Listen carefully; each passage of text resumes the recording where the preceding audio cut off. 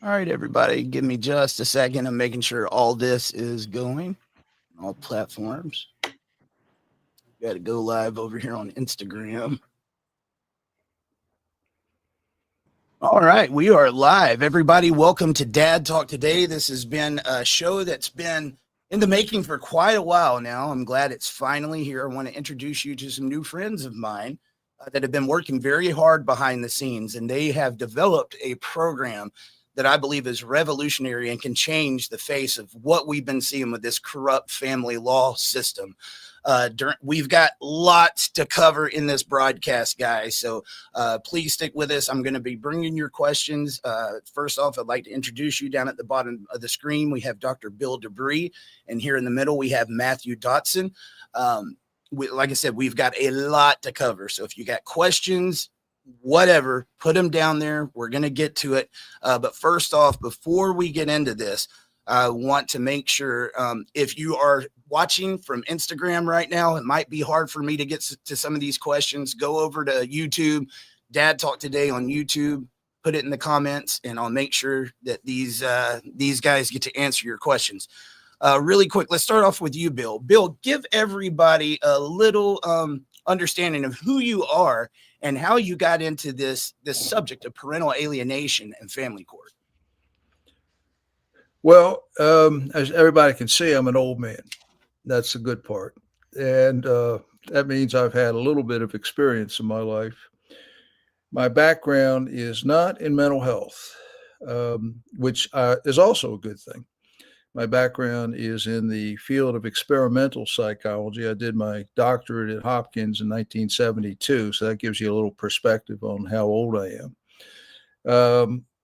My area of interest was initially quality of life, which was a very broad topic, but I've spent pretty much my entire lifetime investigating everybody on the continuum of aging through that lens, and that means children, adults, and elders. Um, the majority of my life has been spent in either teaching. I taught for probably 20 years altogether at university level, and I also have had the experience of working at Hopkins in the medical school, and I also have had the experience of working in a lot of very, very interesting projects, which included my interest in evolutionary psychology, from which I've drawn a lot of the conclusions and also strategies, which I now put together into this program that I came to in about 10 years ago when I first encountered this problem, which was called parental alienation. And I had no idea what it was. And when I started to look at it, I decided to use my background and experience and research and spent pretty close to a full year of looking at the problem through the family court systems in different countries, going from New Zealand, Australia, throughout Europe, North America, and so forth. And one of the things I discovered, which I thought was astonishing, is it didn't matter which court system I was in or which country I was in. The approach was uniformly the same, whether it was New Zealand or Australia or Canada or the U.S. The system was run primarily in what I call the family court syndicate, which means the people who comprise the family court are primarily you have a judge who's like a CEO in a corporation. You had the mental health people who inform the court, and they've had pretty much full reign for the last 50 years in the family courts, informing the courts. And then you have the lawyers. And so once I learned the system, the second thing I discovered is that the system that is advanced in terms of the parents who are in need of help is virtually the same. They get caught pretty much on a treadmill, no matter what court they're in the world. So I saw this as a problem. And I also, since I've worked with children, I saw that there is no understanding of children. And so the big problem that I saw that, if you want to boil it down, was the issues that involve the family courts with people who are experiencing contact refusal, defiance, and disrespect and so forth with their kids is a behavioral problem. It's not a legal problem. And unfortunately, none of the people who are in the court system understand that, at least not until we came aboard. And I put my experimental psychology background to work and evolved a system of changing the system, changing the approach, and it is the right fit for this problem. So, Bill, not to interrupt you really quick, but let me ask something for somebody that might not be familiar. What is the difference in experimental psychology versus the traditional psychologists and experts like you're seeing in the family courts? right. Well, what you're seeing in the family courts are people who came into psychology after Sigmund Freud. I call them the descendants of Sigmund Freud, because in every way, their approach is pretty much the same. It's uniformly an office somewhere where a person goes into an office behind a closed door and engages in conversations with somebody who's a stranger. And that has been the model in mental health now for a long time. And it's a system that, by their training, is designed to be client-centered, and it's very focused system on the individual in a situation that basically does not get the same kind of results or outcomes in terms of data that experimental psychology would. The real psychology, with the field of psychology, started back in the 1800s with William James, was basically focused on trying to understand behavior and an explanation for behavior, which came about largely through the lens of learning theory. So we now know that all behavior is a function of learning. And so for the last 150 years or so, the real science in the field of experimental psychology has been, which goes in a variety of directions, has been trying to provide explanations for behavior. And that's in a nutshell, that's pretty much the difference. One is basically focused on cognitive processes, which are rather hidden, recondite, and the experimental approach is based on direct observational strategies, which is what's the same kind of data gathering that you would find in chemistry or physics or biology. And real psychology basically that's the way behavior is investigated, through observational strategies. Matthew, let's give a little bit of your background, man. Tell everybody a little bit about who you are and how you got involved with Bill. I don't know if I want you want the clean version or the other one. It doesn't matter. I kind of like the dirty version. Give it to me. No, I basically spent the first 25 years of my career in publishing, and then moved into the legal arena following that.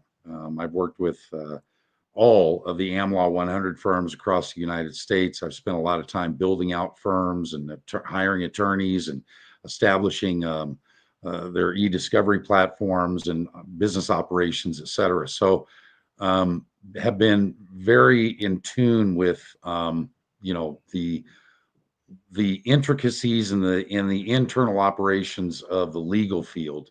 And then in my personal life, I've experienced the alienation of 2 of my 4 children. And through that experience, it really kind of came to the forefront on, ironically, I was the first case, to my knowledge, in the state of California in 1994 where parental alienation was actually placed into the record. That was during the Gardnerian days, and I just really wanted to learn a bit more about it. Bill and I kind of stumbled upon one another while working through this. Both of us have worked for a number of years in the background, just kind of trying to understand the problem a little bit better.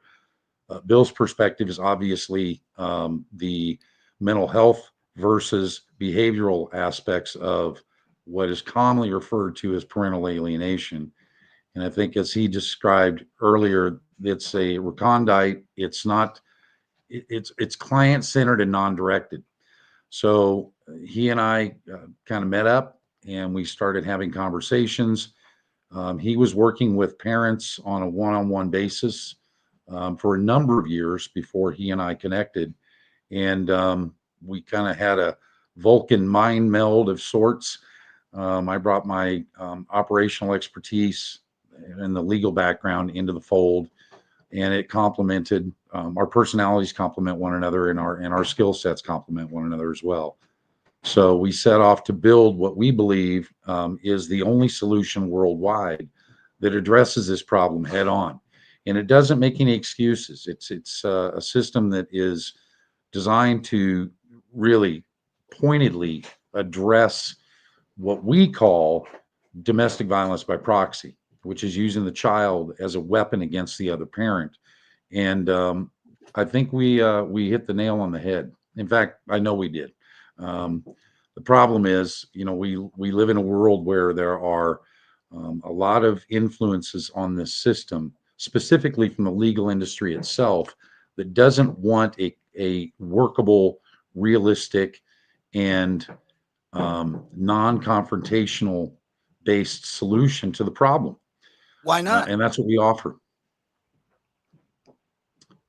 Why not? Why wouldn't they want that, Matt? The money.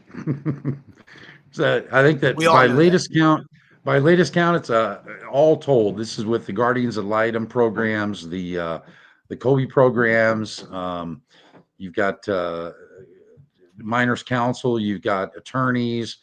All told, the industry generates, what I've read, is about 127 billion with a B dollars annually. That's a lot of money transacting through a system. I think there are a number of ways to, what do they say? How do you eat an elephant? One bite at a time. Yep. I think there's a lot of bites to be had. You've got, the political spectrum that needs to change. You've got, the legal system needs to change. There's a number of touch points. The one area that can really be impacted efficiently, effectively, and quickly is where the feet are on the ground. The parents themselves need to really establish a unified system in order to go into court, sing from the same hymnal. And once that music is heard in the court's ears, I think that on that level, at least, they're going to stand up and take notice, and you're going to start to see a lot of activity. It's kind of like when you turn on the lights in a room full of roaches, what happens? They head for the hills, right? They look for the corner to hide in. And that's really what it's going to take in order to change the system from the abusive perspective that it's dealing at right now to something that is more suited to what we're talking about, which are family problems. So that's kind of what we've done. Our piece of this, I think, is a big piece, as are each of the parents that have been affected by this. I wish, 20 years ago that I had an answer, and I didn't. The answer really, Bill is the first one to fully articulate the answer. And it's understandable, it's usable, and it's effective. That's really the key. It's hard to admit, man. I spent 5 years going around this country, capitals, knocking on doors, trying to get laws passed. I felt like a hamster on a wheel. It was like, they don't want to change this. They really don't. Yeah, there's no incentive. You talk to these politicians and you get all this hope. They build up all this hope in you. And then next year comes around and you're having the same conversation. And it is like a cycle that's just on repeat. There's too much money in that system for them to tear it down right now, or to make any changes. And, it sounds good. I mean, I believe people still need to be getting active politically. But what it all boils down to, dude, most of your politicians are attorneys. They know this is going on. They absolutely know this is going on, and they need it. They depend on it. And until you get the money out of this process, I don't think any change is going to happen. And what really perked up my ears was exactly what you guys have put together here. Get the money out of the system. it hurts me, man. You see these parents that are paying tens of thousands. I've heard hundreds of thousands of dollars. Jeff Younger's case, $1.5 million, guys, at this point. And we're also going to talk about that here too, the gender issue. But I want to get to this system that you guys have built, this program. So far, how many parents have you had go through it, and what's the success rate been?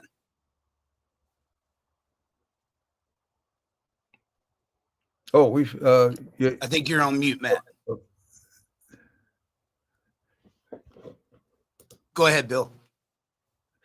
Oh, we've had literally engagements with thousands of parents in 10 years.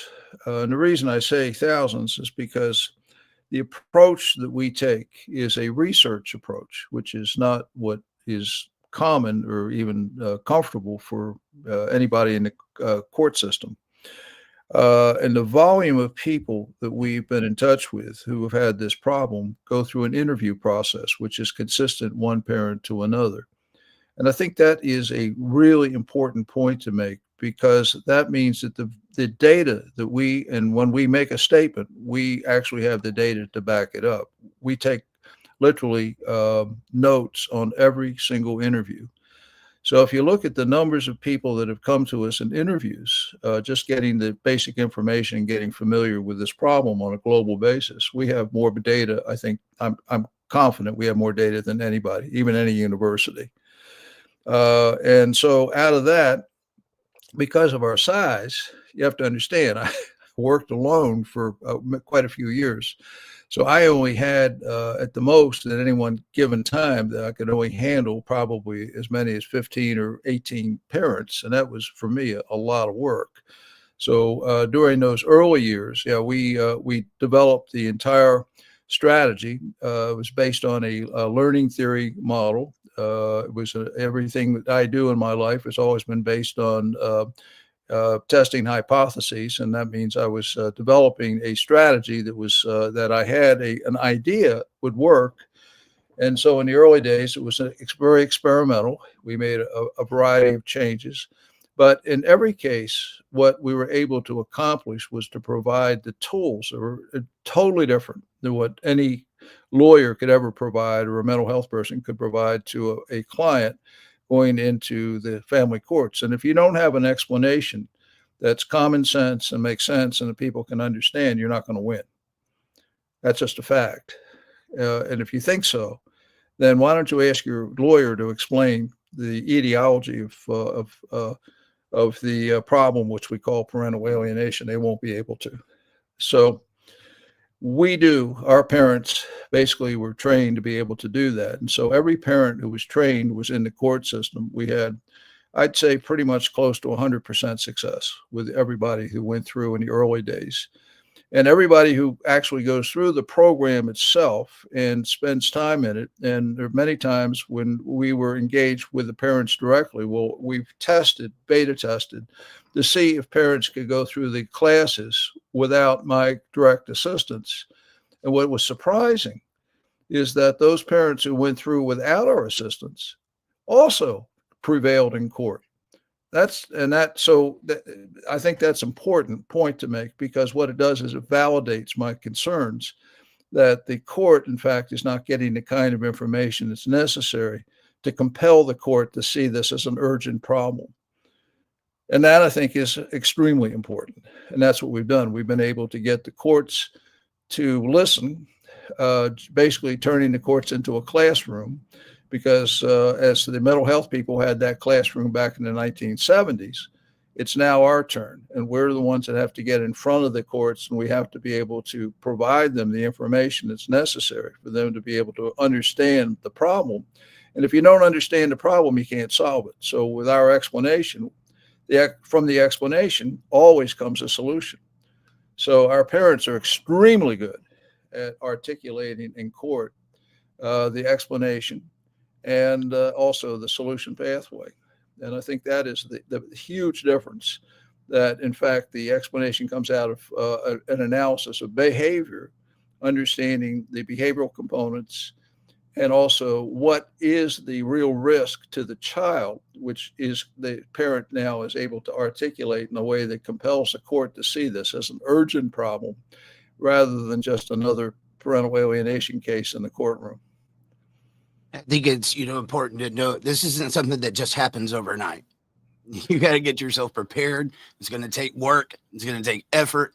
And another thing is, guys, we've had several meetings now, and every time we meet, I'm getting a little bit more of an understanding of what we're talking about here. This is something that you've been putting together for a very long time. And guys, if you got questions, ask them. That's what they're here for. I want you to hear it, ask questions, whatever you're curious about. Tell everybody how this solution, this works, and why it's different than the other things that people have been doing. There's these attorneys, they got pro se courses and all this different stuff. The approach that you guys are taking is completely different than anything I've seen. Well, let me jump in real quick, first Bill, of all, before you give the science. We provide a narrative, and I think a lot of pro se litigants, even people who have retained counsel, go in to these cases without a narrative. They don't know. They have no idea what they're talking about. So this is what's used to inform the court. Is it becomes in terms of an attorney, it becomes a cookie cutter solution. In terms of the parent who's standing back with mouth, agape, in utter shock at what just happened, they don't have a narrative that's compelling enough to educate, like Bill says, educate the court on exactly what's happening with the child, not the mudslinging, the child. So go ahead, Bill, explain the scientific and mechanical components of this. Well, learning theory is the larval roots of the field of psychology. It appeals to common sense. It is not recondite or mysterious, and subject to unique intuition and subjective interpretive opinions, which is what you get from the courts today. Everything in the courts that I see is opinions. Mental health people bring in opinions. The lawyers are married to opinions, the judges, and this environment they've had a lot of practice in for 50 years. And so we have to change that. We don't want to take opinions to court. I will never work in opinions. The science does not work in opinions. And this is a huge difference.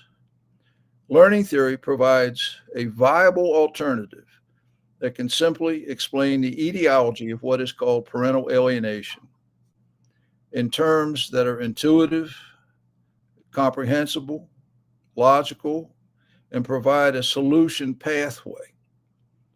When we're told that a child or a teenager is rejecting a parent without an obvious reason, wouldn't most people think it suggests that there's a cause and an effect? But these questions are never asked in court. So given that survival and quality of life of virtually all humans is contingent on forming attachments, there is reason for great concern. Learning theory is based on the concept that all behavior is a function of learned, conditioned experiences. And I think this is a very important concept where we now have, we deviate completely from the court experience. The framework of this hope and darkness solution, which we've created, is within what we call spatial conditioning. And spatial conditioning is the framework that basically explains the environment within which behavior is learned, and the behaviors of your children, basically what they're learning, are what we call maladaptive behaviors. So all learning of children, and this is what our parents learn. When you go through our classes, this is what you're going to learn. All learning happens within a spatial framework. Do you think? I mean, your house is a framework. Children operate in a house. They have a bedroom there. They're familiar with the house. That is what we call a spatial framework, wherein that child is going to operate in such a way that you're going to see that child begin to learn and express certain behaviors. So all behavior then is a function of learning, and all learning also is a function of time. Um, when you have a marriage or what sometimes we call a pair bond, I call pair bond, where you have a partnership and you have children, there's obviously two parents. And in an alienation scenario, what we have learned is that one parent is fit and qualified and one is not.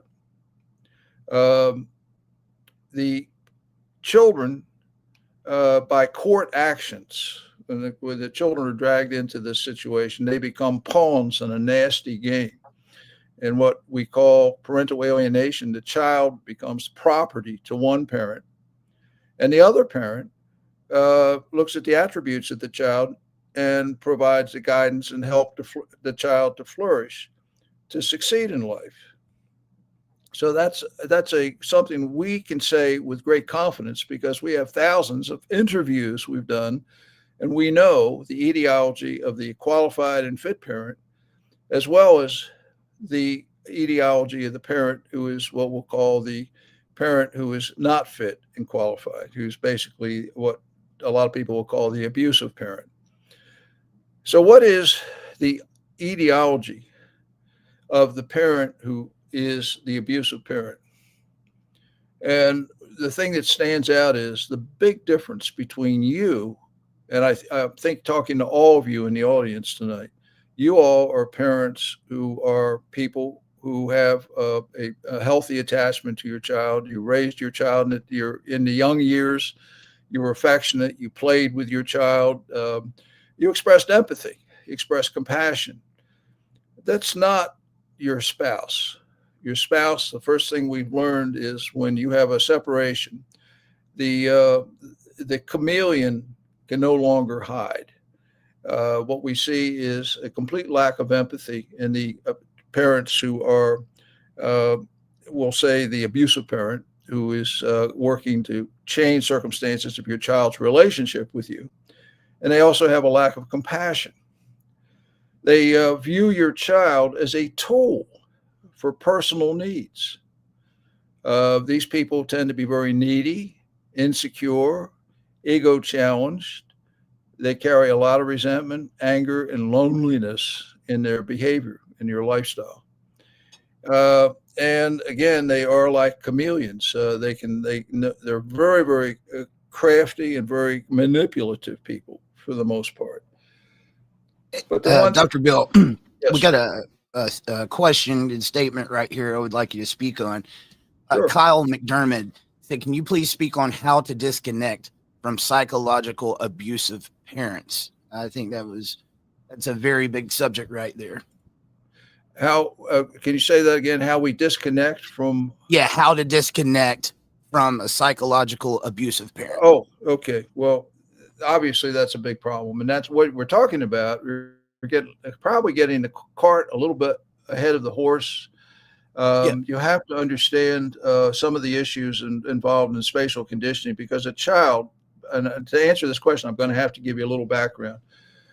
A child who is taken out of the relationship dynamic and placed with the primary parent becomes the abusive parent, which is what we see frequently, where you get to see the child every other weekend, you have visitation schedules and so forth, and that sort of thing. So you have limited contact. The child is in a situation at a great disadvantage, and from a learning perspective, because the child, obviously, whoever has the majority of the time with the child also has the advantage of being able to do what with the child? Well, they train the child. The problem is the child is being trained to express behaviors such as contact, refusal, and defiance and disrespect and those kinds of things. So your issue of being able to get your child back, your child basically is also the child's attachment is the one thing that has been manipulated in order to bring about the child's conformity to the expectations of the abusing parent. And so when you understand that the child is in a learning environment, learning happens in a specific space. And the reason why that space is so important to understand is because we learn in spaces that are familiar to us. The word familiarity, there are basically 4 stages of learning, which I talk about with our parents, and they learn that you have awkwardness or discomfort, followed by adaptation, familiarity, and finally the last stage is getting back to a state of comfort. Well, your child is in a state of apoplectic confusion, discomfort, and a great deal of stress. And the stress comes about from the fact that the attachment system of the child has been compromised. And a child needs to feel two things that are correlated with attachment, and that is a sense of protection and security. Extremely important for all children.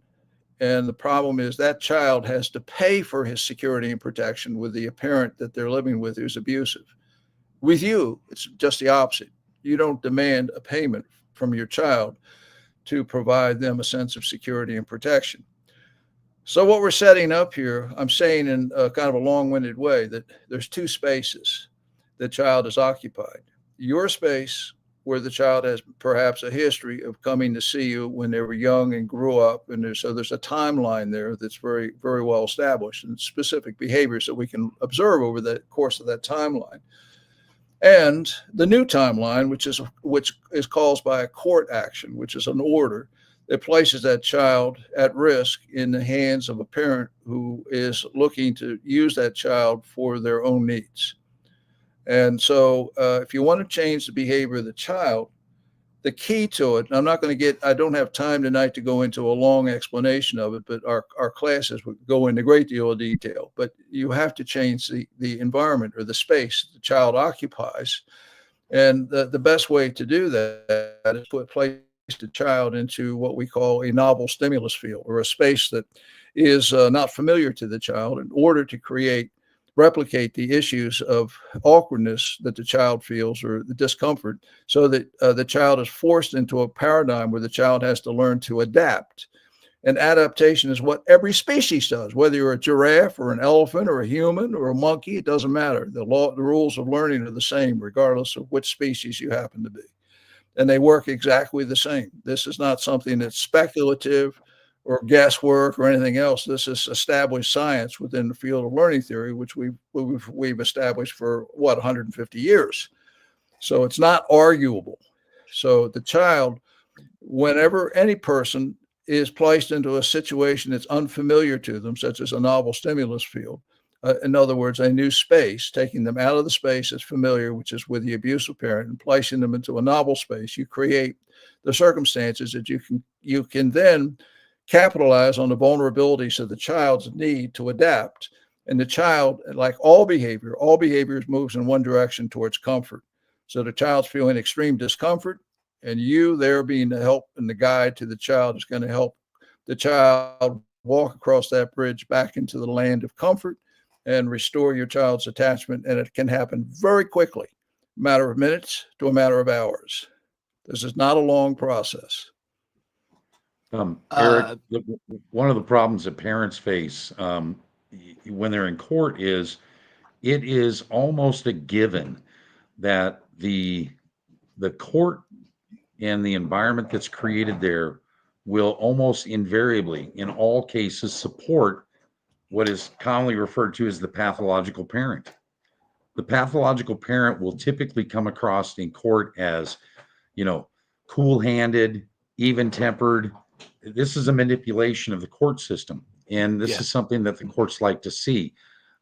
The targeted parent, however, will typically appear in court to be, unhinged. They're angry. Right. Yeah, which Impatient. in a courtroom setting is not beneficial to your case.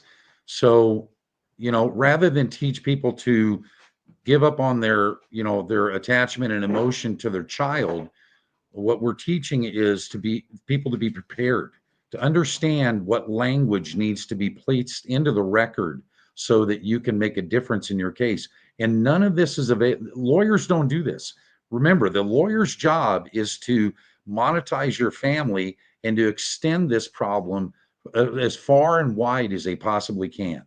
The legal industry has a term, it's called land and expand. And this is exactly what they do in family court cases, is they land in the case. The first thing they do is they assess the capacity of the family to pay, and then they bring everything to bear. That would include the guardians ad litem, the court-informed mental health providers, child, minors counsel. Everybody gets to eat except for the children and the targeted parent. So you've got to change that message.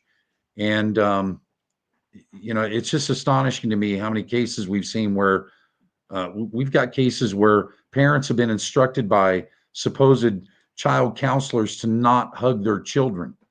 Who does that? It's a sickness in this system that is designed to fracture the relationship for no other purpose than to extract money out of families. And it's got to end. Absolutely, man. So David said, and we might be getting the cart before the horse again, but he said, how do you execute all of this in the court? Well, you don't do anything you don't do the rescue in the court, obviously. That has to happen outside of court.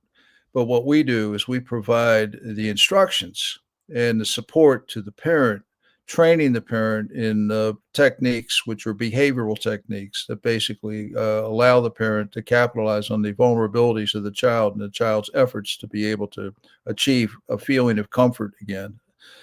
And we give a lot of examples to parents so that they understand that. And we use it, I might add, we use the same examples in the court because you can, an example sometimes is worth 1,000 words. So if you get if you can get the parent to understand, get the court to understand, that's the main objective we have. So what we do is we provide a recommendation in writing to the court on behalf of the parent. And of course, in our courses, that's all provided. And basically you'll learn that probably in the first class, the answer to your question. But again, I didn't mean to have to go into a digression into spatial conditioning, but I have to provide context or else it's sometimes hard for me to answer questions. And that's exactly what we have to do in the court. We have to be able to go into the court and provide the context and which gives some volume to the explanation that creates the sense of urgency. So so that's why some of your questions, I'm going to have to give you a little bit of background in first. Yeah, it's fine, man. And I know Eric, we're already 40 minutes into it. And guys, let me just say, this is not a one and done thing. Like, this isn't a one-time interview. We're going to be hanging around, guys. We got to get this out to a lot of people. And so looking at the big picture, guys, like obviously this right here helps you to get your kids back. And that's one thing that this does. But how does this help the overall problem with what we're seeing in the family courts and the corruption that's going on? Well, one of the things that is necessary now after 10 years of research and success in really studying this problem through the lens of learning theory is we know it works. I mean, there's no question about it. And of course, the reason it works is because it's not because of me. I want to make that point very clear. It's because of the people I worked with. I worked in the golden age, what they call the golden age of psychology back in the days of behaviorism. The head of the department at my school, where I did my doctorate, was J.B. Watson, who was one of the founders of behaviorism. And of course, I got to work with Skinner at Harvard. We became pretty close friends. Harry Harlow, I worked with him at University of Wisconsin in primate attachment theory, and I also worked with a number of other pretty high-level people. They're the ones I credit with everything. All I did is read the books, did the research, and I put the program together from their work. And of course, I contributed to it as well, but I don't want to take credit for everything. I'm not here to do that. I'm not looking to be a celebrity. It's not the last thing I want to do. I want to see the children get the help they need. So we need to create a movement. We're too late. We should have come in 10 years, 20 years ago. And we needed to compete with the family courts. And what I hear from my parents is say, Bill, it's interesting that right now, from what we see around the world, there's only two solutions. There's the family court way, and there's a hope in darkness way. That's it. And you can make your choice. You can either get on the treadmill in the family courts, or you can find a solution pathway that's going to be able to provide the explanation that's necessary to be able to get your kids back. And that solution, that explanation is worth its weight in gold, don't you think? You're going to go into the courtroom and you're going to have to explain what's going on with your kids to strangers.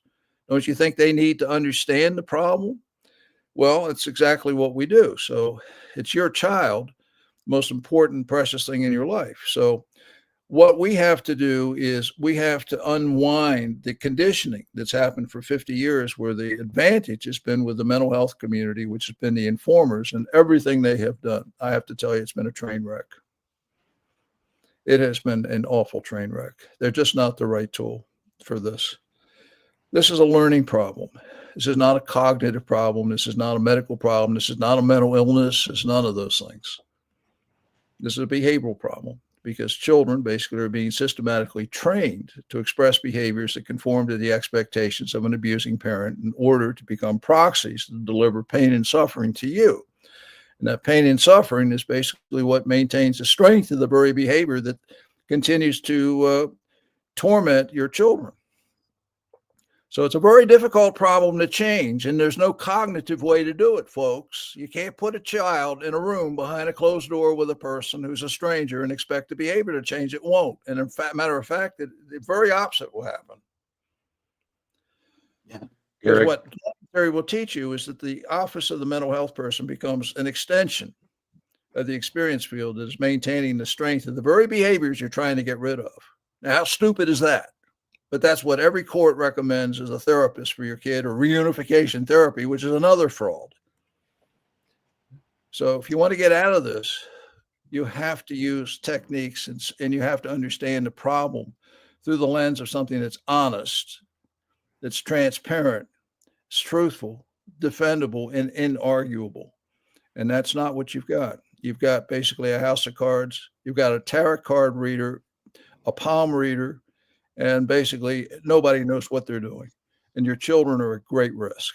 This is a serious problem and has to be put to an end. But we need to get power. And the only way we're going to get power is to get every court in this country familiar with learning theory. So now they have an alternative.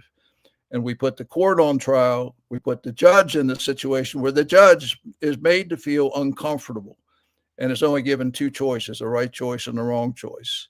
And the wrong choice is to go to mental health way with the family lawyers. The right choice is to go to hope and darkness way. And I can explain the money out of their pockets, which is what creates all of this. Let's be honest. We have, Eric, we've had parents who've had 10, 11 attorneys, and every time it's the same story. I got the good one. I got the powerful one now. He's the best in the business. Yep. And 3 weeks later, they're out shopping for another. Let me kind of simplify what Bill had said. I don't have a PhD, so I keep things Sesame Street simple, if at all possible. But the course that we're teaching, this methodology, which is a paradigm shift in the court system, this is designed to upset the apple cart. And believe me, it does, and it will. Especially if we can garner enough parents to make a significant blip on the radar internationally.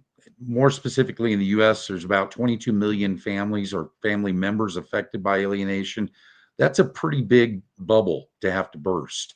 But I think, honestly, within, the realm of, it's not going to take a million man march to get this thing turned around. Which will never happen, by the way. Sorry. Right. It'll never happen. Right. We have, what you can do is you can make it through behaviorism. You can make it a very painful experience. So we're modifying the court's behavior. And just to kind of talk, because I've kind of noticed on some of the comments, some of the questions that people have, the courses are, the entire program is delivered in like snippets. And each snippet is designed to affect a certain component that will have an impact on the overall message that's delivered to the court. All of it is designed to get the facts in the case, which no one ever gets. No one ever has their facts properly entered into the case because nobody knows what the facts are. What you end up with is a mudslinging between one litigant and another the attorneys are taking the money. They'll claim one thing, and then they go off and they have their little conferences and they charge. Both litigants are being charged for it, and they construct some temporary solution that will do nothing more than hand it off to mental health and exacerbate the problem even further. What we do is we take a very structured approach to this. We have 4 modules actually to the program itself. The first one is observe. Well, learning theory is the first. You have to understand the concepts that Bill's talking about, and these are not snake oil. This is stuff that's been around in humans, specifically in psychology, for the last 150 years. But more importantly, through evolution, this is how we survived as a species, is by employing these common sense behavioral aspects to our day-to-day living. So once you got a grasp of learning theory, which is really kind of where the sky parts, the light shines through, and you go, aha, I got it. I figured it out. We then move into the observational framework, which is our method of gathering data on your family structure. Or you're actually going to become an expert on your own family, which, believe it or not, a lot of litigants aren't. You don't understand how to contextualize the behavior of your child to such an extent that it makes a difference in court. I had an attorney tell me one time, this was years and years ago. He said, it was during my first divorce. He said, Matt, you need to go down, you need to get a library card. And I said, a library card? And he says, yeah, you need to get a library card because you need to show the court that you're an active and involved parent. That's it. I paid you $400 for you to tell me to get a library card. And this is the environment that most parents are in. So we go through a very scientific process using an app of our development to gather the data. That data then goes through a filter, and that filter is, you don't need to understand 13th or 14th year math in order to cultivate the data. The data itself is your lifeline, and it contains all of the answers that are necessary to get this plugged into court. Once you've done that, the next thing that needs to happen is you need to establish yourself as a fit parent. Who does that? I would wager that I can give the definition of a fit parent in less than 5 seconds. If you ask an attorney, it's going to take them an hour. So Or once the we've best interest established of the child. Yeah, that's what they're going to say, but that doesn't qualify you as a fit parent. No. So we got a comment here. Well, I mean, this is kind of common to see from my guys. Lance Royal. He said, I won't allow myself to go down the donkey and carrot narrative, allowing someone to play emotional checkers with my children. Removing myself from the board game was my only option. There is a lot of these guys that went into this system, did exactly what you're talking about, put the money out. It was always BS. Never got any answers. They spent all their money, and they're just like, my only option is just to completely get out of that system. And I understand why many of them got to that point. What could you say to someone that has pretty much got to that point, seeing this, and they're like, I ain't even, there's no way it won't work? Because I can tell you 99 or 95% of the guys are just going to be skeptical. I've done everything I can. Nothing else will work. What makes this different? Well, you haven't done everything you can, because we're certainly not seeing learning theory employed in every court case. And I'll tell you what, when Bill and I first met, and we kind of were talking about how we wanted to roll out a solution. Mind you, we've all been through this. I was a 20-year veteran of the family court abuse. I've had more false allegations thrown at me than some of the more famous people in this realm. I've stood up at the Capitol building and spoke my piece about the silver bullet and how that should be treated through family court or through criminal courts as opposed to family courts. But what Bill and I really kind of concluded is we wanted something that, if applied with great pressure in great numbers, it would actually cause its own extinction. And that's our goal. You have to have a narrative. That narrative has to be bulletproof.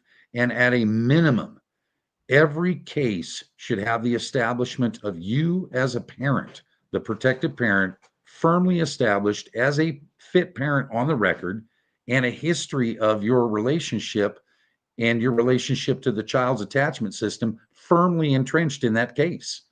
So even if, God forbid, and we've not experienced this, but even if you don't win at the local level, you're teed up to go through the process and maybe even move it into the, we hear a lot about the 14th Amendment violations that are occurring.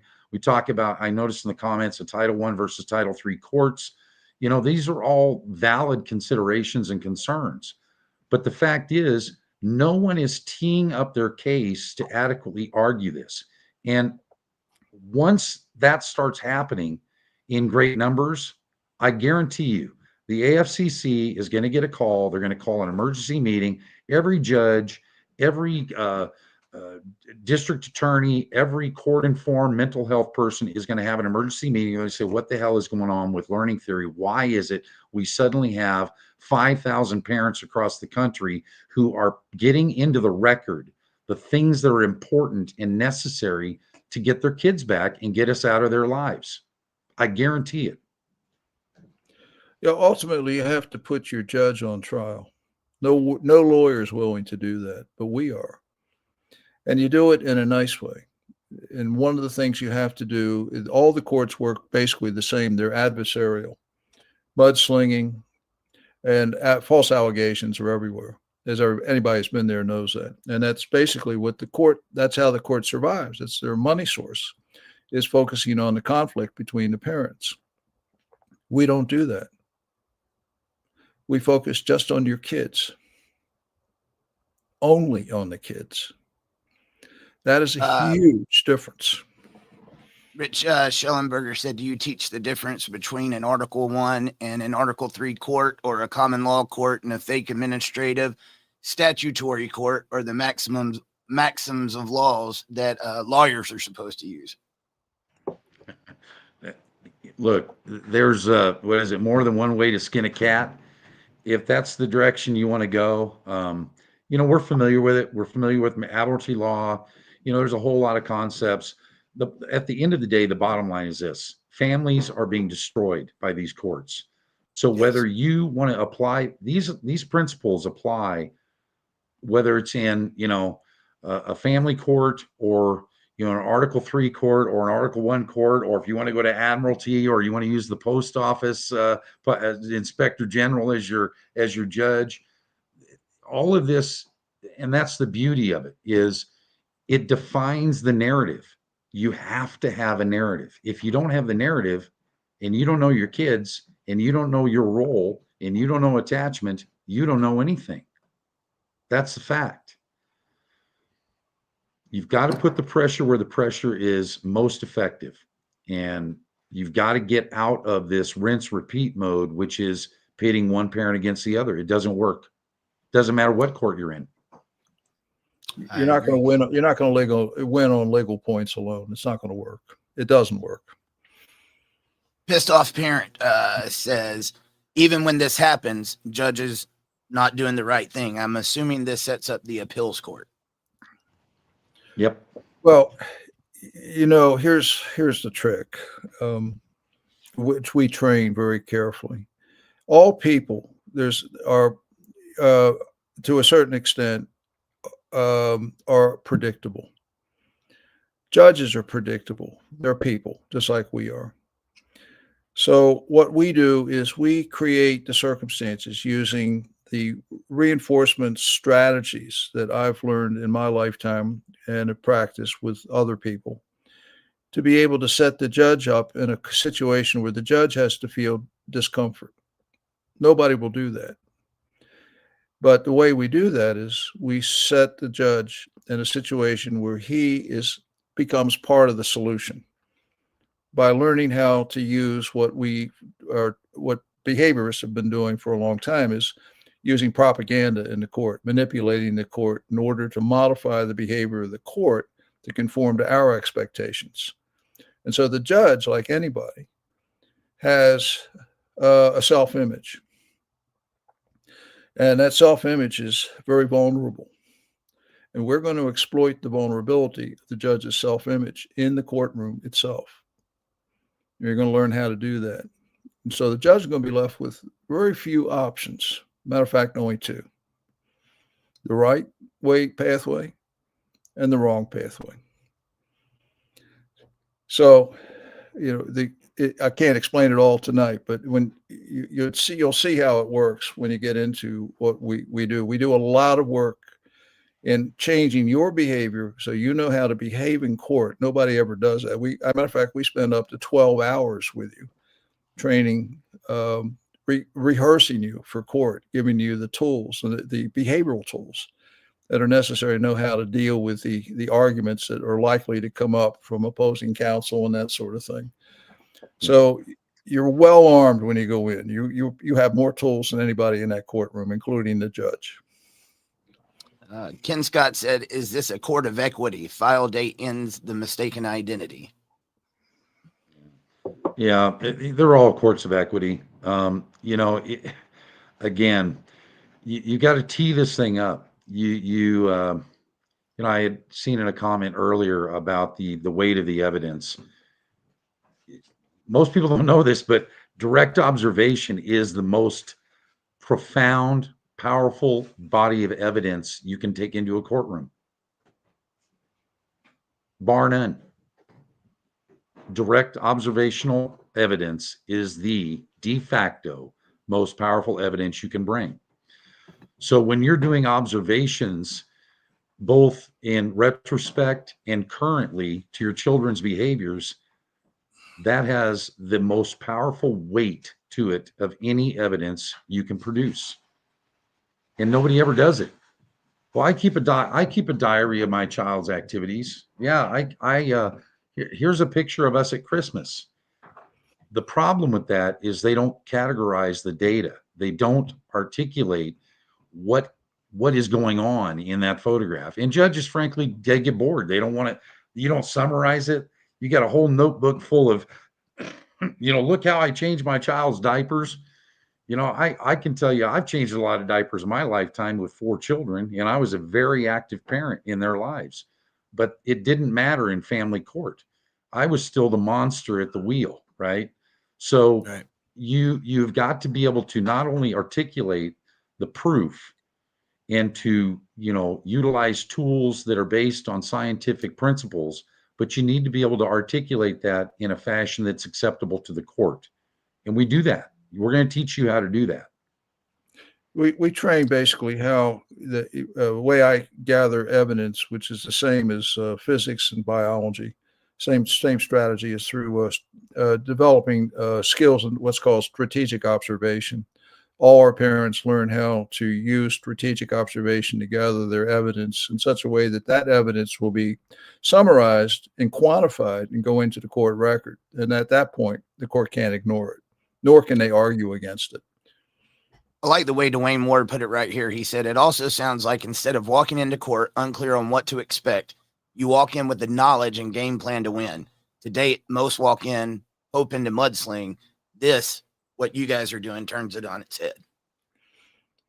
We won't allow mudslinging. That's why we like our own motions to go forward in court, and we help our parents develop the motion, because that sets the agenda for the court after all. So the court now knows something different is coming, because they've seen everything else, and basically every lawyer's motion to a court and custody modifications and writs and everything else they do are all the same. It's really no difference. When they see ours, you're going to see something they've never seen before. They're going to say, "Whoa, what's coming?" And that's good. Bob, how are we going to get out of this one? Right, because one of the pretty things much about the humans, response. when you inspire curiosity, you have a much better chance of winning, wouldn't you think? So that's exactly what we do, because they don't know what's coming. They don't understand any of this. So now you're going to set up a classroom and you're going to train them, the court, in understanding the dynamics of the behavior of your child in such a way that they're going to see that child needs help. No lawyer or mental health person is going to do that. Matter of fact, they're just going to order more mental health. How stupid is that? But that's what they all do. And they're going to send a kid right back to the one place, the most dangerous place for that child is a space where the child has learned these behaviors and practices these behaviors to perfection of annoying you, disrespecting you, and so forth. Guys, we just hit the 1 hour mark, but I still got a little bit to go over. If you got some questions for Bill and Matt, put them down there. If we don't get to it tonight, I'm going to be bringing them back. I'm also going to be bringing a lot of this to the Dad Talk Today support group. When I started that group, I wanted it to be for parents that are going through these issues so they could have these resources and people that they could talk to date. Like, guys, if I could tell you the years of people saying, you know, I got this and I got this that can help. If I don't believe in it, I don't get behind it. You've never actually seen me do anything like this before. I love everything I'm hearing. And if we can get the money out of the courts, we can beat this thing. And so that's going to be the next part we're going to talk about. But one of the things that's been on my radar for the past couple of years, and it is getting worse and worse, is the amount of dads that are coming to us that have an ex that is wanting to transgender their kid, is wanting to get this gender transition surgery. Jeff Younger will be on with me tomorrow. I'm about to start having Jeff on every week, making sure that we can get this out there. But it's not just Jeff Younger. We're getting more and more of those parents. Some of them are in the chat tonight. And Bill, you have a very big background in this. And so far, I haven't seen a single case with these fathers that have been able to go in these courts and win back their kids or keep this from happening. There was one case that happened not too long ago with Harrison Tinsley. He got custody of his son back after his ex was trying to turn him into a girl, but it was only because mom got caught with domestic violence. He didn't win it back through the courtroom. It's because she messed up. What would you say to those parents? And you believe you also have a solution for that. Could you talk about that and your experience and how you know about it?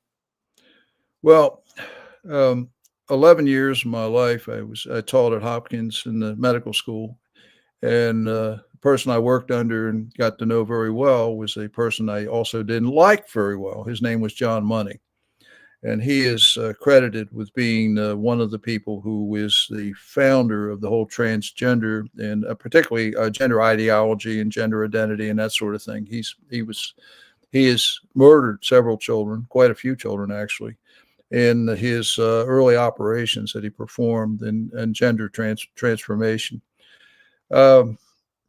We live in a society which has changed dramatically over the last 50 years, thanks to mental health. I guess most people now are getting the idea that I'm not real happy with what they've done to us. They're progressive in their thinking. Progressive in a very bad way, because what they've done is they've encouraged us as a society to embrace sexual perversity. That is the worst thing you can possibly imagine. If you look at it through an evolutionary lens, where in the 7 million years of success of the human species would there ever have been a place that would have condoned sexual perversity? Can you think of one? I can't. So today, we celebrate it. We have a whole month where we have to raise these little multicolored flags and celebrate sexual perversity. So the climate that we're in right now is really adversarial to the issues of changing behavior and changing this whole problem. Now, I was very aware of it because the sexual behavior that was basically under examination in the department that I was in under Money, we're looking at basically the sexual drive system, which includes obviously the transgender issues.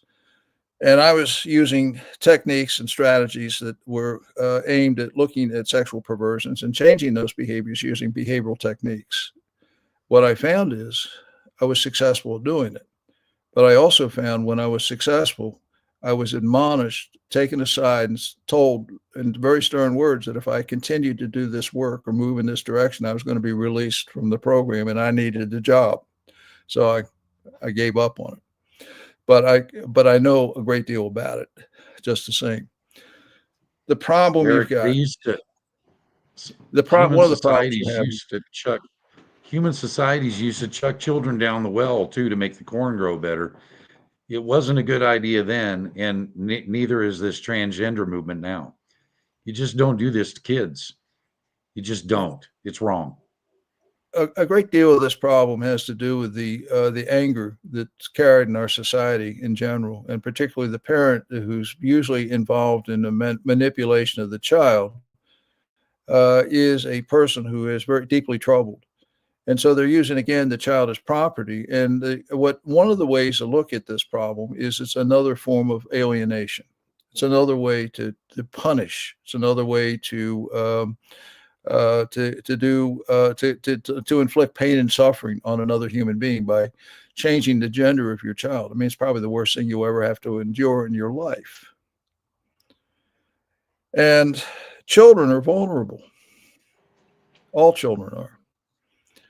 And so when you have a society, which also in the 1970s, one of the reasons why the transgender movement has succeeded is because at the same time, concomitant with money's early work was the destruction of the extended family, the glue that held civilization together for 7 million years.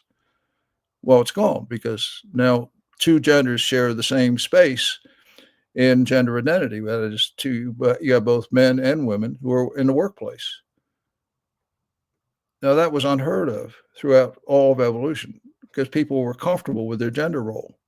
Now, this is a very important point to understand. When you're uncomfortable with your gender role, there is something seriously wrong. And our society doesn't see that. Instead, we celebrate it. And so you're getting support from some very nefarious people who are in the social work area, the mental health area, to support this gender transformation issue. And so as this starts to grow legs, which is where it is right now, it's all the more important that we start to attack this situation on not just an individual level, but on a global level. We have to be able to bring a message that discredits the whole idea of changing the sex of a human, especially a child. And that's the most abusive thing you'll ever do to this child. Children who grow up transgender are not doing well.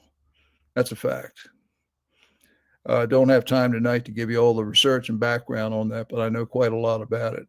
So it's an urgent problem that needs to be addressed. And you can't just, like we have a couple of parents who have had these issues, and we have one right now that he is focused on reestablishing a relationship with his transgender child who was a boy who now thinks he's a girl.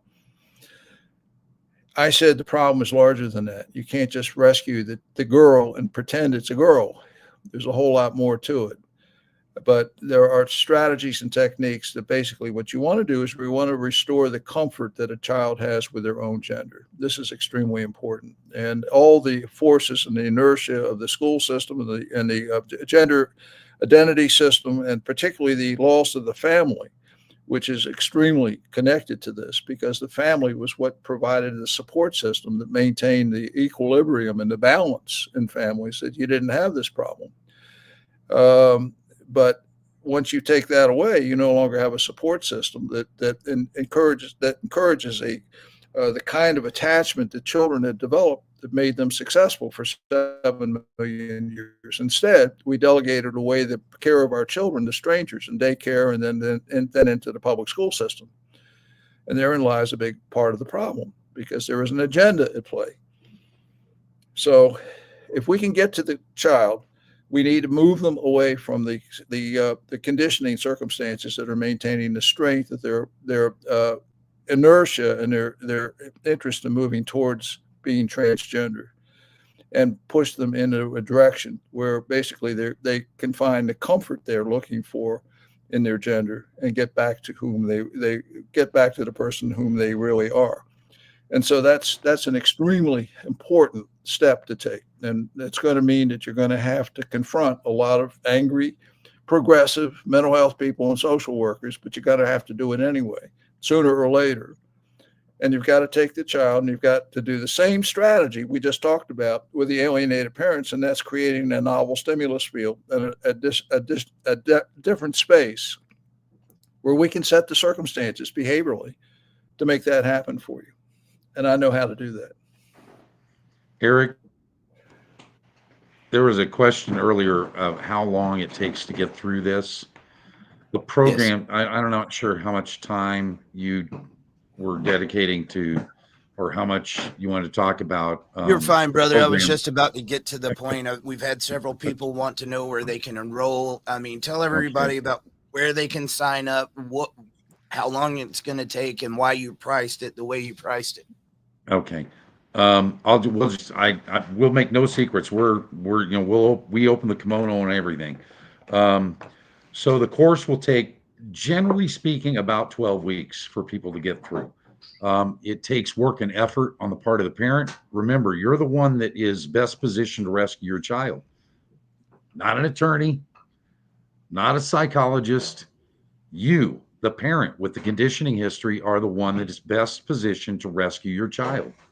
So the program itself from start to finish is generally parents hit their stride in about the 10th to 12th week. You've already gone through learning theory. You've already gone through your data. Bill and I have talked to you about, summarize the data to the point where you now have that to build into your narrative. We've prepared you with court rehearsals. Some of the topics that Bill talks about that are important from a social perspective are in the additional courses. What we did was there are 51 hours of trainings in this program for Dad Talk Today. Typically, parents are about 100x to what the program that you, Eric, built with us. I don't want to get into the money aspect of it. This is the opportunity of a lifetime for many of your folks, your parents. The reason Bill and I did it is we firmly believe that this is a mission or a movement. There has to be an army of people that go into these courts in order to affect the kind of change from a social level that we need to occur.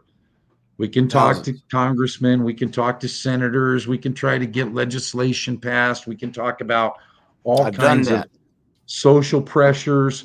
The bottom line is, folks, at the end of the day, it's going to be you. I've said this for years. No offense to dads, I am one. I always said that it was going to be a mother that actually made the change for fathers. Prove me wrong, guys, but this program is serious. This is not light work. It's heavy duty. We're bringing it all. Everybody, we're not pulling anything back. You're going to get mine and Bill's support a couple times a week to make sure everybody's progressing at the same rate.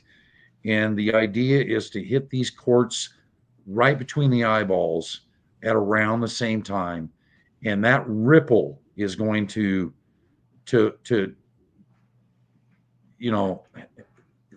it cannot be ignored by the court system in sufficient numbers. So, Eric, you want to talk about what we're offering?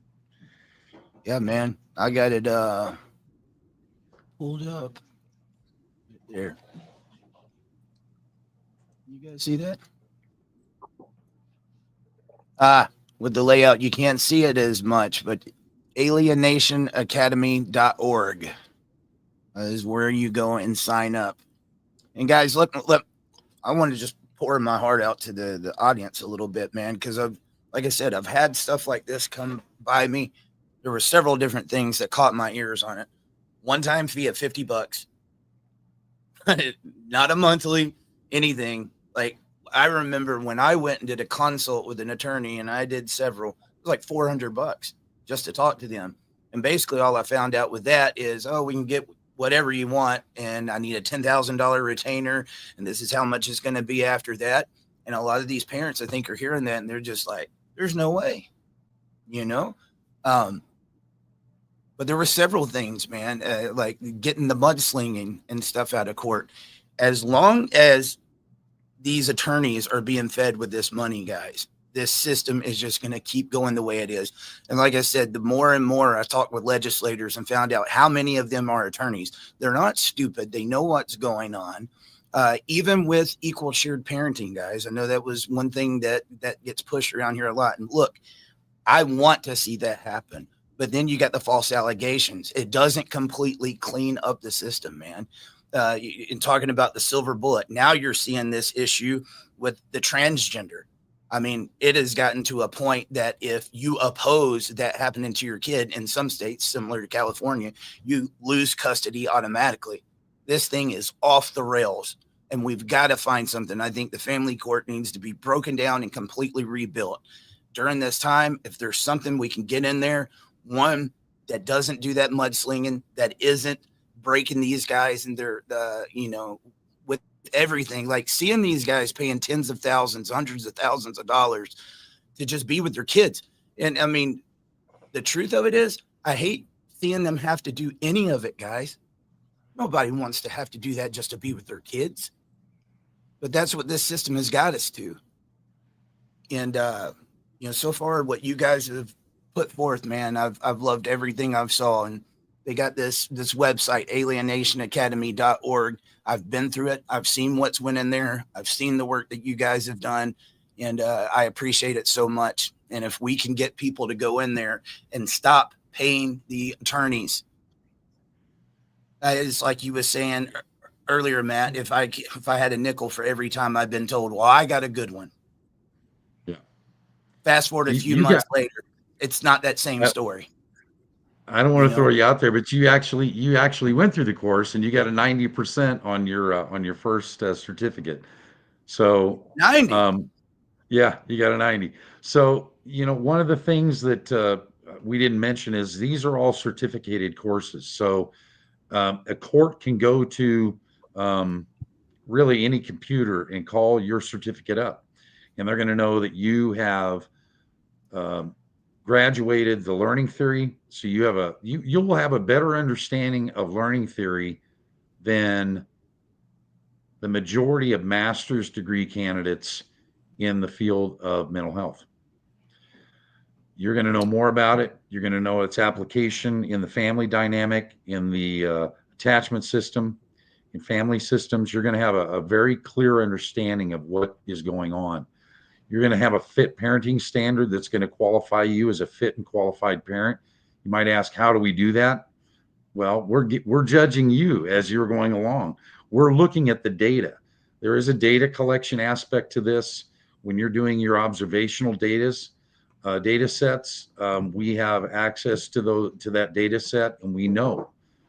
Bill, of the 2,200 parents we've engaged with, I think we've had to send 2 back. Two of them turned out to be the alienating parent, right. And there's nowhere to hide, folks. So, just so you know, but if you're looking for really the only solution, there's lawyers and there's us. Those are the 2 solutions. That's it. And if you enroll, look for your emails, because we will be calling you into a group session. First session will be next week. And that group session is where we want to connect with you to ensure that you get the support you need going through these courses. So you get a chance to ask your questions, and we'll be help guide you through. If you're having an issue with observational data gathering, you need a question or two, we can help you with that. Or in learning theory, if you have other questions that need clarification, all that. So each week, the parents who join or enroll are going to be, we're going to be available to them. We're not just going to leave you alone. And any updates for the rest of your life, you will have this program, and all updates will be made available to you. There's also a number of elective classes that were courses that I taught in attachment theory and parenting standard and that sort of thing, that you really should go through all those as well. So, So you're- I've already you'll had a spend- few different people ask, like, is that just a limited time offer? Or are you going to be offering that next month? Like, guys, it's a $50 fee. That's this not is per month or anything. That's this it. this is just for dad talk. Nobody Yeah. else. This Nobody else is for gets the this. program. When I Guys. said it was 100x, it is. This is what we engage with parents $50. every I day. mean, again, for me to consult with an attorney was $500, We're not watering it down either. $400, and I didn't get any answers. One-time fee, $50. You never have to pay it again. If it was Right. something that people was trying to get rich off of, they would do it for much more than $50. Yeah. But you Our got to get goal in is to there and get you've as- got to do the work. You know, I've Yeah. seen the course. They've got all the stuff there, man. And I think this is an amazing program. And tell everybody why you did it at the $50 level, because we're going to have this in numbers to make the change. I know you've already talked about that a little bit more, but really stress this. If we get parents that are going through there at $50 and then they get their kids back, and for every parent that goes through there, how much money did the system lose? If you really want to change the system, guys, if you want to hit them where it hurts and make them start listening, that's where you hit them, is the pocketbook. And each parent that doesn't go through that system, they are losing a lot of money. Now imagine if we do that in the thousands. Oh, they will listen then. They will listen. The reason they don't want to change the system is they depend on that money. They can't lose that money, man. The motion alone, at the end of this, you all will have a motion that you will present to in your case. You're going to file it in your case. The motion alone forces the court to justify its own actions. No judge wants to have peer review. If you have inarguable data at the highest level of evidentiary standards, meeting both the Daubert and the Frye standard of federal civil procedure, doesn't matter how you look at it, the evidence is valid and it's of the highest standard, and that judge has denied you access to your child in spite of that data, he's got to answer to it, regardless of whether he's in postal court or, an Article 1 or an Article 3 position. He has to explain why he made that ruling. And your enrollment helps build the capital base that's necessary to support our advocacy, which is really what it's about.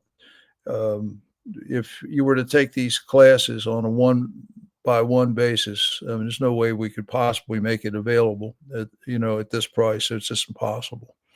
But what we're looking to do is build a capital base where we get the financial power to be able to go out and do the advocacy work in the courts, connect with the attorneys and the judges, get them to understand that the game's not going to be played their way anymore. There's going to be a change.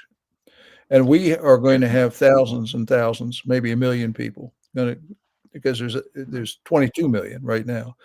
They're going to get into these courts and they're going to tell the courts, we're going to dictate the terms of our children and our families, and what we want from these courts is going to change, or else. And that's where we have to be. And that's what we're prepared to do. And after what we've been through for 10 years, it's time. We've got to get this done. We're out of time. Guys, appreciate the questions. If you need further clarification, now is the time. Lauren, Cody, Jackson again said one-time fee for the entire thing. Reiterate, it's one time. Yeah. That $50, it's lifetime, dude. Think about that.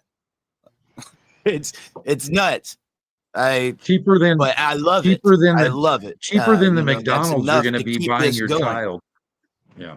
But there's also Mark Carter. He said, I know you guys are in the U.S. Will the same concept work in the U.K. courts? Absolutely. We work. Oh, yeah. Yes. No, we work in the U.K. I've done a lot of work in Ireland. Matter of fact, the Irish courts asked me to do a paper explaining learning theory to the Irish courts. They don't have family courts, but they wanted to know how to deal with this problem of alienation. So we are the ones that they came to. And guys, that's what my job is going to be, is making sure this is getting out to as many people in as many places as possible, so it hits. They won't know what's coming. I love To it. answer, to kind of further expand on Mark's question, Kafka is a unique problem in the UK. You're going to be dealing with the Kafka's report in as much as you are your own court system, the King's Court. So, it tees it up for that as well. These people, they know what they're doing. They know that they are ushering in the destruction of the family by monetizing it. You've got to have a unified strategy in order to knock them off the top of their shit pile. There's no other way to go about it. You guys correct me if I'm wrong, but from what I've heard over the years, it sounds like the UK is worse than the United States. We're getting pretty bad. We're venturing now. What Bill and I are seeing with our current parents is we're seeing a lot of debtors' prisons. We've got 6 cases right now where parents are facing jail time for either non-payment of services through a GAL or opposing counsel that they never asked for.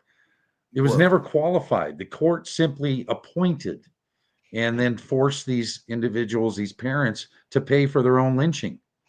It's unbelievable. Awesome, man. There's several people saying they're in. And guys, do me a favor. Go in there, and next time Bill and Matt come on, I want to see you in the comments. Tell us what the course is doing. And then, for me, I'll just be honest with you, dude. I have to have stuff dumbed down. Yeah, I don't know if I ADD, ADHD. So if I'm just sitting there reading it, sometimes I don't retain it. The sponge isn't soaking in. You guys are going to be having virtual classrooms. And I know you mentioned about it earlier. What is it, once a week, where people can come in and give questions and say, hey, I'm not quite understanding what's going on here. Can you give me more clarification? 2 Twice classrooms. a week. Twice a week. Twice a week. So what times are those, just so everybody knows? Or is it different? It's yet to be determined. We kind of want to we want to seat enough parents in the first wave. So we kind of know. Bill and I are thinking on the weekends because that's usually the easiest thing to schedule with most parents. So Saturday or Sunday, and then maybe a follow-up on Tuesday. But what we kind of did was we put this in terms of a 12-week program. You got 51 hours of instruction, 24 hours of one-on-one, or not one-on-one. It's group with Bill and I supporting it. 24 hours in the month, and then we got a 3-hour final exam where we're helping answer or field any questions on the motions that are going to be filed in court. Yeah. So it's a lot. And then these courses, like Bill said, are available for a lifetime. And there's a lot of value. This applies, Absolutely. Learning theory applies into other areas than just your relationship with your children. There's a lot of benefits you can get from it. So really quick, I'm going to take a few more of these guys on the way out. Rich Schellenberger said, can you clarify getting your child back? Do you mean an actual judge acting judicially, not administratively, and not a hearing officer will reverse a previous custody order? Look, the bottom line is, I'll be the first to say it. Before you entered family court, every parent here had 100% custody. Bottom line. Okay. Sometimes I'm not very eloquent, but they've figured out 1,000 ways to fuck you. And this is, the way they do it is through legalese. There's a whole host of trickery. What do I say, Bill? There's the courtroom is filled with back doors and trap doors. That's the description of the environment. So, it's really, that point is kind of irrelevant. Use it in your case, however you see fit. If you want to approach this from a, validation of the judge's qualifications, by all means do it. Back it up with learning theory. Make sure it's on the record, and then attack the record and attack the judge's, qualifications to actually adjudicate your case. Use it. Beat them up. Hit them about the head. Smack him between the eyes. Whatever you got to do. Throw darts at him. You've got to get a message. attorneys can take your course as well. We haven't touched that. If you just Yeah. you want your attorney on this, your attorney can do this as well. We can, but there's no incentive for them to go. I mean, Bill and I have actually been, we've had clients. Typically what'll happen is a lot of our one-on-one clients will come to us and they'll have a counsel retained. And then by about the 12th week, the attorney's fired because the parents start to see the lack of value that they're getting for the $300 to $500 an hour that they're paying. It's just fact. I mean, So you can, but not anybody necessary. can. Hey, I'll tell you, paint by numbers does not make you Rembrandt. So, you shouldn't be paid like Rembrandt either, but they all are, right? The attorney's charging you for something that is just a paint by numbers solution that he applied to the case that came before you. I used to do set up the billing recoveries for some of these law firms, and I'll tell you, it's amazing to me how any one attorney can bill over $1 million a year. There's 2,079.5 hour working hours in a year at a 40-hour week. And if your hourly rate is $250 an hour, do the math. You can't bill $1 million. So where's it coming cheap from? nowadays, Matt? Yeah, right. Unfortunately, yeah. It's impossible. It's monetarily impossible to bill $1 million at that rate. So what's happening? Well, we know what's happening. They're double billing. While they're working on your case, they're working on 3 other cases at the same time, and they're billing by the hour. 3 quick questions on the way out. We Are DNA on YouTube said, I'm currently battling with child support services. The fake judge keeps tossing me around to other fake judges after my affidavit. What do I do next? Would that be something that would be learned in the course? No, not really. No, I mean, not really. All of our parents have, a litany of legal problems.